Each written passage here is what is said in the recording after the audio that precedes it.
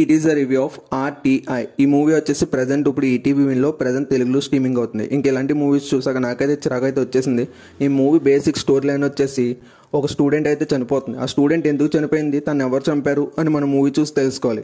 ఇంక ఈ మూవీ వచ్చేసి అంత ఇంట్రెస్టింగ్ అయితే ఏమీ లేదు.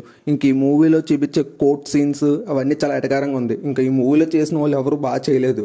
ఎవరి యాక్టింగ్ కూడా నాకు నచ్చలేదు. అంతా సీరియల్లో జరుగుతున్నట్టు చాలా స్లోగా వెళ్తూ ఉంటుంది. ఇంక ఈ మూవీలో మంచి స్టోరీ అయితే ఉంది. ఆ స్టోరీ తప్ప ఇంకా మూవీ అయితే నాకైతే నచ్చలేదు. స్టోరీని మాత్రమే కొంచెం బాగా తీసుంటే బాగుండేది. ఎందుకంటే మంచి పొటెన్షియల్ ఉన్న స్టోరీని అయితే ఎంచుకున్నారు, కానీ మూవీని ఇంట్రెస్టింగ్గా చూపించలేదు. ఇంక ఈ మూవీలో చేసిన వాళ్ళందరూ సీరియల్ యాక్టింగ్ అయితే చేస్తారు. ఇంకా ప్రజెంట్ చాలా స్లోగా వెళ్తూ ఉంటుంది మూవీ. ఇంకా ఏదో కోర్ట్ సీన్స్ కూడా ఏదో కామెడీగా జరుగుతున్నట్టు ఉంటాయి.